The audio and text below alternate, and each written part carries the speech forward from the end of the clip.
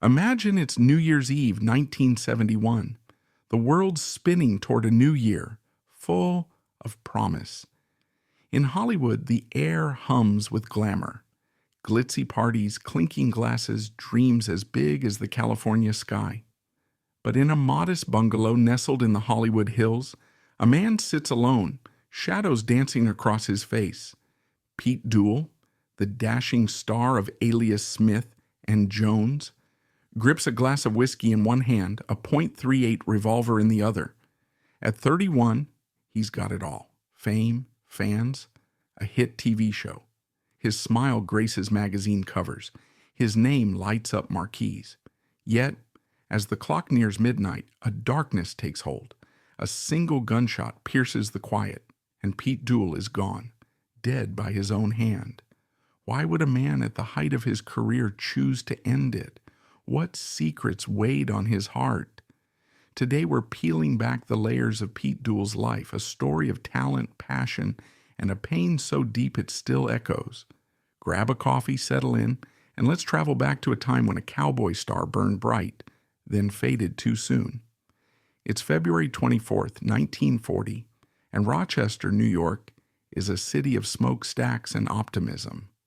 World War II looms on the horizon, but in America, the Great Depression is fading, and families like the Duels are looking forward.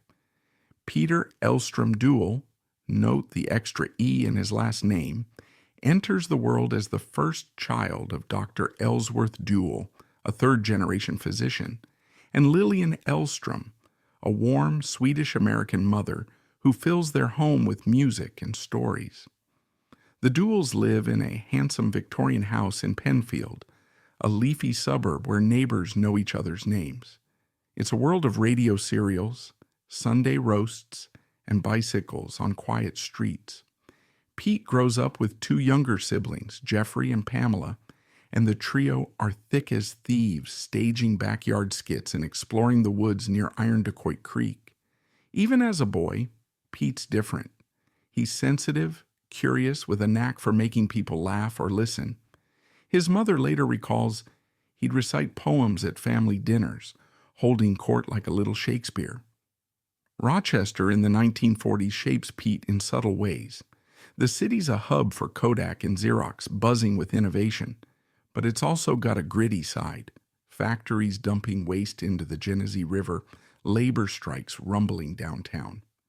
Pete notices these contradictions early.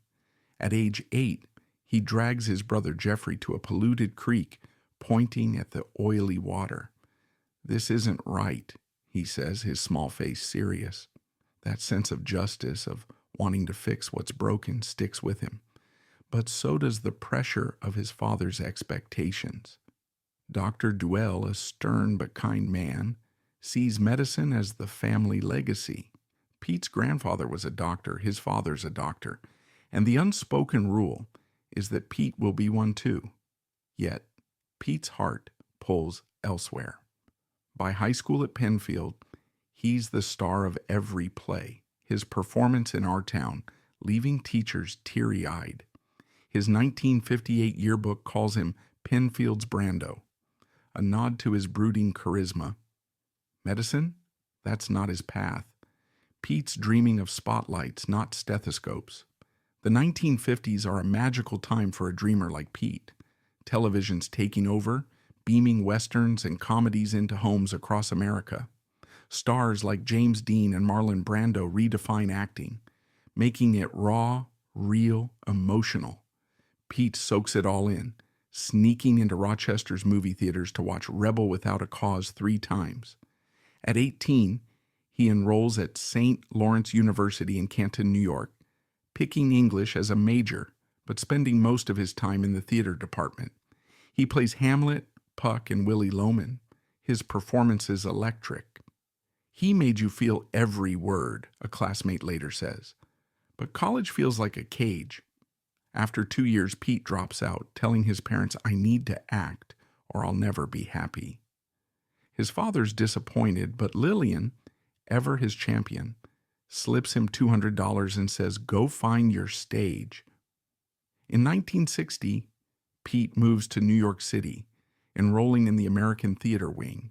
He studies under legends like Stella Adler, learning to channel his emotions into every role. He's 20, living in a cramped Greenwich Village apartment, waiting tables to pay rent. It's tough, but Pete's alive, chasing his dream. In 1962, a break comes. Pete lands a role in a national tour of Take Her, She's Mine, a comedy starring Tom Ewell. The tour takes him across the country, and when it hits Los Angeles, Pete falls in love with the city's energy, the palm trees, the endless sunshine, the promise of stardom. He decides to stay. Hollywood in the early 1960s is a wild place, a mix of old-school glamour and a new rebellious spirit. Pete's got the looks, 6 feet tall, brown hair, a dimpled smile that makes hearts flutter. He signs with an agent and starts auditioning. In 1964, he scores a small part in The Fugitive, playing a hitchhiker. It's a start. Then in 1965, he lands a recurring role as John Cooper on Gidget, the ABC sitcom about a spunky surfer girl played by Sally Field. Pete's the cool brother-in-law, and fans love him. Sally, only 18, later says, Pete was like a big brother, always kind, but there was a sadness in his eyes even then. Gidget runs for 1 season, but it puts Pete on the map. Teen magazines start calling him TV's next heartthrob. Pete's hungry for more. In 1966, he's cast as Dave Willis in Love on a Rooftop, a quirky comedy about a young couple living in a San Francisco apartment. Pete's the lead, playing a charming architect opposite Judy Carn. The show's fresh with a Mad Men-esque vibe, and Pete's chemistry with Judy sparkles. Critics praise his natural ease, but audiences don't bite, and the show's canceled after 30 episodes. Pete's gutted. I poured my heart into it, he tells a friend. What's the point if no one watches? Around this time, he makes a small but significant change. He drops the E from Duel, becoming Pete Duel. A numerologist friend suggests it aligns better with his destiny. Pete, half-joking, agrees, but deep down, he's searching for any edge in a cutthroat industry. The late 1960s are a grind. Pete takes guest roles on shows like Ironside, The Virginian, and Marcus Welby, M.D., showing he can handle drama as well as comedy. He dips into films, playing a co-pilot in the 1968 war movie The Hell with Heroes, and a soldier in 1970's Cannon for Cordoba with George Peppard. These roles pay the bills, but they're not the breakout he craves. Off-screen, Pete's life is a mix of highs and lows. He's a passionate soul, drawn to the counterculture sweeping America.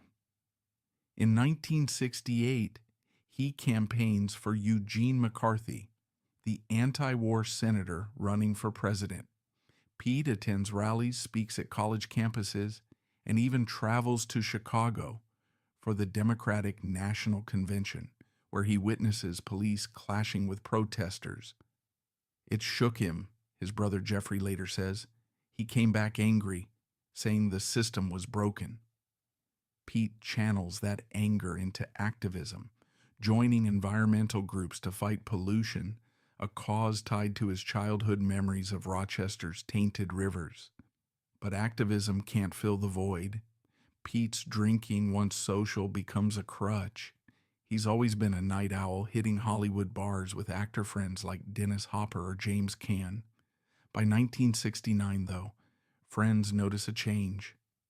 He'd have 1 drink, then 5, a co-star recalls. And when he drank, he'd get dark, talking about how nothing mattered. Pete's romantic life is turbulent, too. He dates actresses and models, but relationships fizzle. In 1970, he meets Diane Ray, a production assistant on the TV series The Psychiatrist. She's quiet, grounded, and they click. They move into a bungalow on Crescent Heights Boulevard, decorating it with plants and Pete's collection of poetry books. For a while it feels like home, but Pete's moods swing wildly, joyful one day, withdrawn the next. Diane later says he'd wake up smiling, then spend hours staring out the window, lost in his head. Then in 1970, everything changes. Pete auditions for Alias Smith and Jones, a Western series pitched as a TV version of Butch Cassidy and the Sundance Kid. He's cast as Hannibal Hayes, a quick-witted outlaw trying to go straight opposite Ben Murphy as Kid Curry. The show, created by Glenn A. Larson, is a gamble. Westerns are fading, but the buddy comedy vibe feels fresh. When it premieres on ABC in January 1971, it's a hit. Viewers love the banter, the action, the charm. Pete and Ben become instant heartthrobs, their faces splashed across Tiger Beat and 16 magazine. Fan letters flood the studio, many addressed to Hannibal Hayes, Wyoming. Pete's finally a star, earning $2,000 a week, a fortune for a 31-year-old. But success comes at a cost. The shooting schedule is brutal, 12 to 14-hour days, 6 days a week, often on dusty lots in the San Fernando Valley. Pete's exhausted, chain-smoking cools to stay alert. He also clashes with Ben Murphy. Early on, they're pals, playing poker between takes. By mid-1971, though, tension brews. Pete thinks Ben's too focused on fame. Ben finds Pete's intensity draining. They were like brothers who loved each other but couldn't get along, a crew member says. Pete's dissatisfaction runs deeper. He calls Alias Smith and Jones mindless fluff, longing for roles with substance, like the socially conscious dramas of Sidney Poitier or Paul Newman. In a 1971 interview with TV Guide, he's blunt. This show's fun, but it's not art. I want to make people think, not just laugh. He feels trapped by his 7-year contract with Universal Studios, which locks him into TV work with little room for films or theater. To cope, he drinks more, scotch, gin, whatever's handy. In April 1971, his drinking leads to disaster. Driving home from a bar, Pete crashes his car into a parked vehicle, injuring 2 people. His blood alcohol level is .22, nearly 3 times the legal limit. He's arrested for DUI, his license suspended, and he's ordered to pay restitution. The incident humiliates him. "I'm better than this," he tells his sister Pamela. He joins Alcoholics Anonymous, attends meetings, and stays sober for weeks at a time. But the pull of the bottle is strong, especially when stress mounts. Here's a story you won't find in most biographies. In July 1971, Pete takes a rare break from filming and flies to Rochester to visit his family. One evening, he and his mother, Lillian, sit in the backyard watching fireflies. Lillian, now in her 60s, senses her son's unrest. "What's wrong, Peter?" she asks. Pete hesitates, then opens up about a childhood memory. When he was 12, he'd built a birdhouse with his dad, hoping to attract sparrows. They hung it in a maple tree, but a storm knocked it down, and Pete found a dead fledgling inside. "I felt like I'd failed it," he tells her, his voice soft. "I keep trying to fix things, myself, the world, but I always come up short." Lillian holds his hand, tears in her eyes. "You're enough," she says. That moment, Lillian later tells Pamela, was Pete bearing his soul. It reveals a man wrestling with guilt, perfectionism, and a heart that feels too much. Back in Hollywood, Pete's life spirals. His relationship with Diane grows rocky. They argue over his drinking, his late nights, his refusal to talk about what's eating him. He'd shut down, Diane later says. I'd beg him to open up, but he'd just say, "I'm handling it." Pete's also hit with a professional setback. In November 1971, he runs for a seat on the Screen Actors Guild board, hoping to push for better hours and pay for TV actors. He campaigns hard, attending union meetings and charming voters with his passion. When he loses by a narrow margin, he's devastated. In a moment of drunken anger, he pins the rejection letter to his living room wall and fires a bullet through it with his revolver. Diane, horrified, begs him to get rid of the gun. Pete laughs it off, saying, "It's just a prop." But the incident chills those who hear about it later. Friends try to intervene. Sally Field, now starring in The Flying Nun, calls Pete after hearing about the DUI. "You're too good for this," she tells him. "Get help." His brother Jeffrey, a musician in New York, visits in October and pleads with Pete to take a break, maybe move back east. Pete listens, but deflects. "I've got a job to do," he says. In truth, he's battling depression, though he never names it. In the 1970s, mental health is a taboo topic, especially for men. Therapy exists, but it's for crazies, not stars. Pete's coping mechanisms, alcohol, activism, poetry, aren't enough. He writes in a notebook found after his death, "I want to live fully, but I'm afraid of what's inside me." It's a raw admission, one he shares with no one. December 30th, 1971 unfolds like any other day. Pete arrives at the Universal lot at 6 a.m., filming a light-hearted episode of Alias Smith and Jones called The Men That Corrupted Hadleyburg. He's professional, joking with the crew, though his eyes are bloodshot. After wrapping at 7 p.m., he heads home. Diane's there, and they settle in to watch the latest Alias Smith and Jones episode, The Bounty Hunter, airing at 8 p.m. Pete's critical, muttering about the lazy script. They drink, wine for Diane, whiskey for Pete. By 11 p.m., he's slurring, his mood dark. Diane, tired of arguing, goes to bed around midnight, saying, "Don't stay up too late." Pete nods, staring at the TV. The house is quiet, save for the hum of the Christmas tree lights in the corner, ornaments glinting softly. What happens next is a tragedy cloaked in mystery. Around 1:30 a.m., Pete picks up his .38 revolver. He walks to the Christmas tree, stands for a moment, and raises the gun to his head. A single shot rings out. Diane bolts awake, rushing to the living room. She finds Pete on the floor, blood pooling beneath him. She screams, calls 911, but it's too late. Police arrive within minutes, cordoning off the scene. At first they suspect foul play. Pete's fame makes murder plausible, but the evidence is clear. The wound is self-inflicted, the gun's in his hand, and his blood alcohol level is a staggering .31, 4 times the legal limit. A second bullet, lodged in the wall behind the SAG letter, suggests Pete's been reckless with the gun for days. The coroner rules it suicide. No note is found, only that notebook with its cryptic entries. The news breaks on December 31st, 1971, stunning the world. Fans, especially teens who idolized Hannibal Highs, are inconsolable. "I was 15 and had his poster on my wall." One fan writes decades later, "I couldn't believe he was gone." Hollywood reels. ABC airs a tribute, and Universal replaces Pete with Roger Davis, who'd narrated the show's opening. But Alias Smith and Jones loses its magic, limping along until its cancellation in 1973. Pete's funeral is held on January 5th, 1972, at Penfield's First Presbyterian Church. Over 1,200 people attend, from locals to Hollywood stars like Sally Field and James Caan.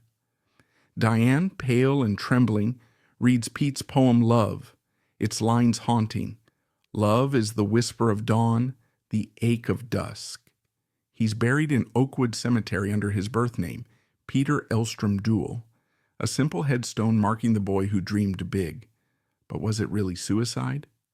The question persists, fueled by Pete's complexity. Most evidence points to self-destruction. His sister Pamela, in a 1999 interview for TV Guide, says alcohol turned him into someone else. Sober, he'd never have done it. His depression, untreated and unspoken, aligns with the coroner's findings. Yet doubts linger. Diane's presence in the house raises eyebrows. Could she have missed signs or worse?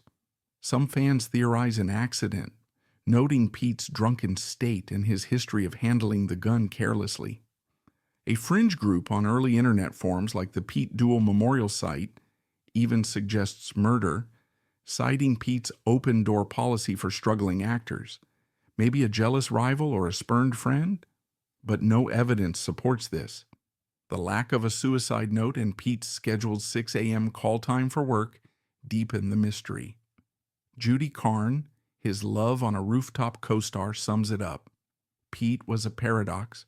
Half of him was reaching for the stars, half was sinking into despair. Pete's death sent shockwaves beyond his inner circle. It exposed the dark side of fame in an era when stars were expected to be invincible.